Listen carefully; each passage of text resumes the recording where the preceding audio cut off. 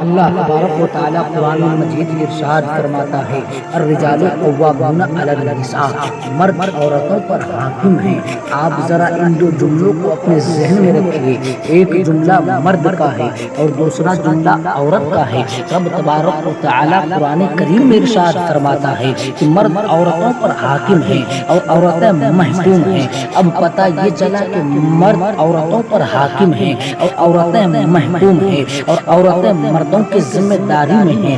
آپ ذرا دیکھیے کہ اسلام جب نہیں آیا تھا دنیا میں، نبی کونین صلی اللہ تعالیٰ علیہ وسلم اس دنیا میں جب تشریف نہیں لائے تھے تو ساری دنیا کی تاریخ آپ اپنے سامنے رکھ ڈالیے۔ سب سے زیادہ بھیانک تاریخ عرب کی دکھائی دیتی ہے۔ عرب کی سرزمین پر حالات تو ایسے تھے، بگڑے ہوئے تھے کہ بعض قبیلوں میں یہ دستور رائج ہو گیا تھا کہ لڑکیاں جنم لیتی تو فوراً مار دی جاتی تھی۔ کوئی لڑکی باپ کی گود میں کھیلنے کے لیے اس کو حصہ نہیں ملتا تھا، وہ ماں کے آنچل سے لپٹ نہیں سکتی تھی، ماں کی گود میں وہ بچی آتی نہیں تھی۔ پیدائش کے بعد اس بچی کو کھینچ لیا جاتا اور مارنے والے اقارب نہیں ہوتے تھے، مارنے والا کوئی بھائی نہیں ہوتا تھا، مارنے والا باپ ہی ہوتا تھا۔ باپ اپنی گود میں بچی کو اٹھا لیتا اور مار کر کے لے جاتا اور گاڑ دیتا یا تو زندہ گاڑ دیتا۔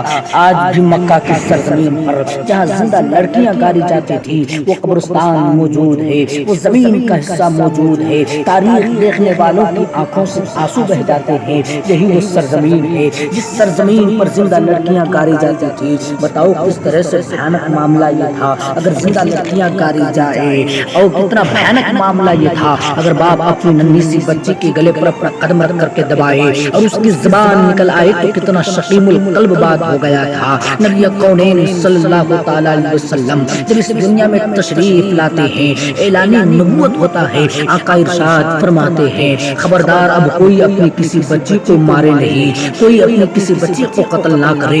نبی کا یہ پیغام نشر کر جاتا ہے، مکہ والے چونک جاتے ہیں کہ محمد کا یہ پیغام ہے کوئی اپنی بچی کو نہ مارے، کوئی اپنی بچی کو قتل نہ کرے۔ صحابہ عرض کرتے ہیں یا رسول اللہ بچیوں کو قتل نہیں کیا جائے گا، فضیلت کیا ہے؟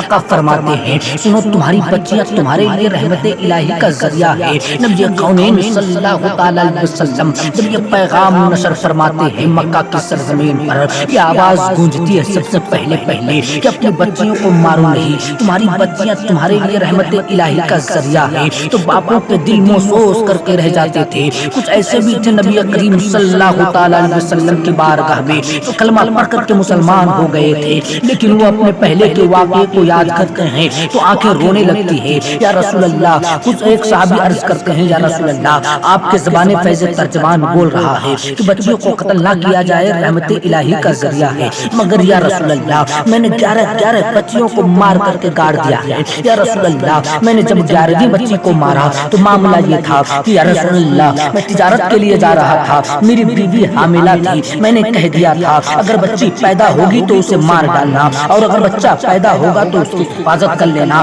میں جب واپس آیا تو یا رسول اللہ اپنے گھر کو خالی پایا۔ میں نے اپنی بیوی سے پوچھا یہ تو بتا تجھے وضع حمل ہوا تھا کہ نہیں ہوا تھا؟ میری بیوی نے بتایا نہیں وضع حمل مطلب بچی پیدا ہوئی تھی۔ تو تم نے بچی، میں نے کہا تم نے بچی کو کیا کیا؟ جیسا آپ نے کہا تھا اس طرح سے میں نے بچی کو غائب کر دیا۔ ماں نے بہانہ بنا دیا۔ ماں کا ممتا کس طرح سے ہوتا ہے اپنے بچے اور بچیوں کے لیے، مگر اس وقت کی مائیں کس طرح سے مجبور کر دی گئی تھی۔ ہوا تھا واقعہ یہ کہ آپ نے اس بچے کو پڑوسی کے گھر میں بھیج دیا تھا۔ وہ بچی پل بڑھ کر کے بڑی ہو گئی تھی۔ وہ بچی کبھی اپنے ماں سے ملنے آ جایا کرتی تھی اور ماں بڑے پیار و محبت سے اس بچی کو دیکھ کر کے آنسو بہا لیا کرتی تھی۔ ایک روز یا رسول اللہ میری نگاہ پڑ گئی، میں نے دیکھا کہ میری عورت اپنی بچی سے پیار کر رہی ہے۔ میں نے پوچھا یہ کون سی بچی ہے جو تمہاری گود میں مچل رہی ہے؟ عورت کی آنکھیں بھیگ گئی۔ اس نے کہا اگر اس بچی کو مارو نہ تو میں پورا واقعہ تمہیں بتاتا ہوں۔ معاملہ یہ ہے جو وضع حمل ہوا تھا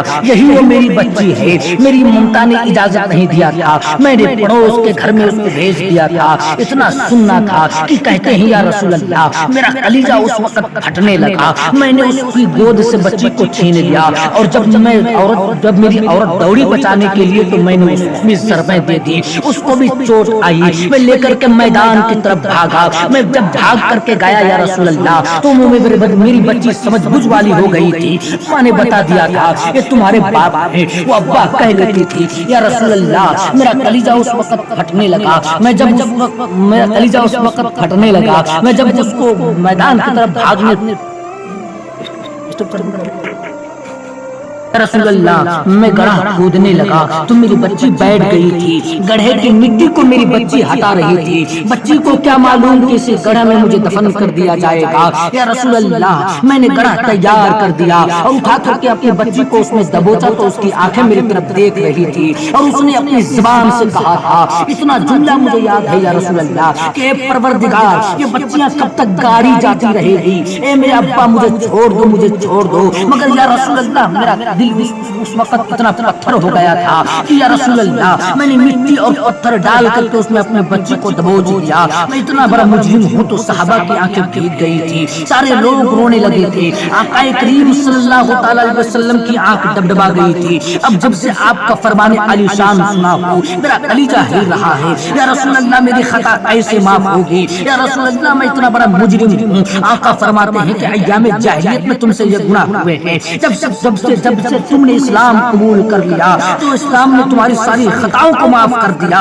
یہ بچیوں کی حالات سے بچیاں ماری جا رہی تھی، یہ تو عرب کا ایک واقعہ میں نے پیش کیا ہے۔ آؤ ذرا دیکھو جس ہندوستان میں جیون بتا رہے ہو، جس ہندوستان میں جی رہے ہو، جس ہندوستان میں کنیاؤں کی آبرو کی ذمہ داری لیتے ہیں، وہ جو کہتے ہیں کہ عورتوں کو ہم نے عزت دے دیا ہے، ہم نے ان کو نوکریاں دے دی ہے، عورتوں کو ہم نے عزت دے دیا ہے، ہم نے ان کو آفیسوں میں بٹھا دیا ہے، عورتوں کو ہم نے عزت دے دیا ہے، ہم نے ان کو مردوں کے بغل میں کھڑی کر دیا ہے، عورتوں کو ہم نے عزت دے دیا ہے۔ یہ عورتوں کے لیے عزت نہیں ہے، عورت پارکوں میں گھومنے کے لیے نہیں ہے، عورت تمہارے دوست بدوست چلنے کے لیے نہیں ہے، عورت تمہارے لیے عیاشی کا ذریعہ نہیں ہے، عورت تمہارے دوست بدوست چلنے کے لیے نہیں ہے، عورت تو اپنے گھر کی ملکہ ہے۔ تم عورتوں کو عزت نہیں دے رہے ہو بلکہ عورتوں کی عزت لوٹ رہے ہو۔ عورت ہے، آؤ ذرا دیکھو اسلام نے عورتوں کو کیا مزاج دیا ہے، اسلام نے عورتوں کو کیا وقار دیا ہے۔ آئیے ذرا اسلام کے مزاج کو بھی سمجھتے ہوئے چلیے۔ ہندوستان کی سرزمین پر